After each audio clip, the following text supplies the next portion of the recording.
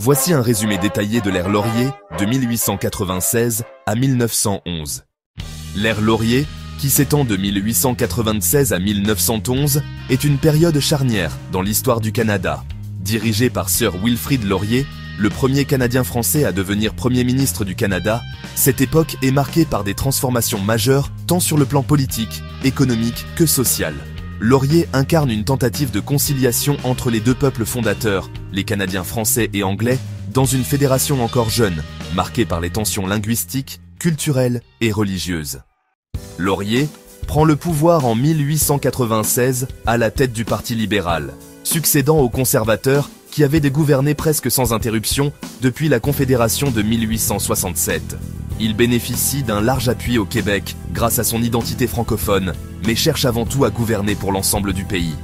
Son approche se veut conciliatrice. Il croit au compromis entre les anglophones et les francophones, à l'autonomie croissante du Canada vis-à-vis de la Grande-Bretagne et à un développement économique qui profiterait à toutes les régions.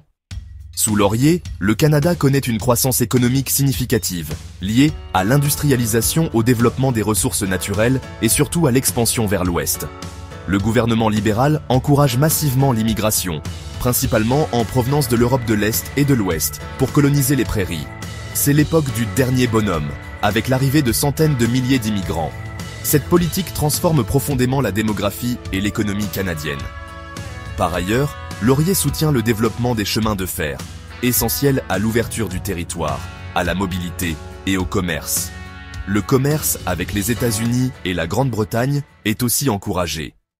L'un des grands défis de Laurier est de gérer les relations avec l'Empire britannique, tout en renforçant l'autonomie du Canada.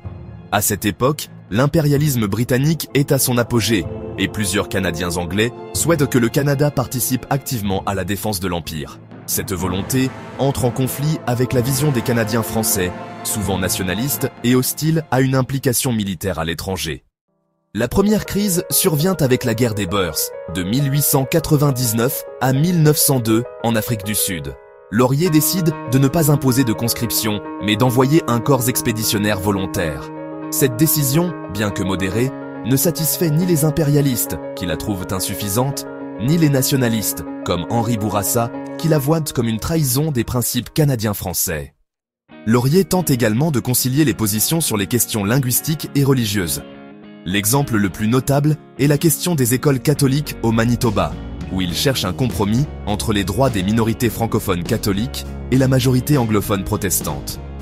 Bien que ces tentatives de compromis montrent sa volonté d'unité nationale, elles sont parfois perçues comme des reculs par les francophones. L'ère Laurier est une période de prospérité économique, d'ouverture vers le monde et d'élargissement du territoire canadien. Toutefois, elle est aussi marquée par des tensions identitaires croissantes, notamment autour de la place des Canadiens français dans un empire britannique dominé par les anglophones. Laurier lui-même perd les élections de 1911 à cause de son appui à un traité de réciprocité commerciale avec les États-Unis perçu comme une menace pour l'indépendance économique du Canada.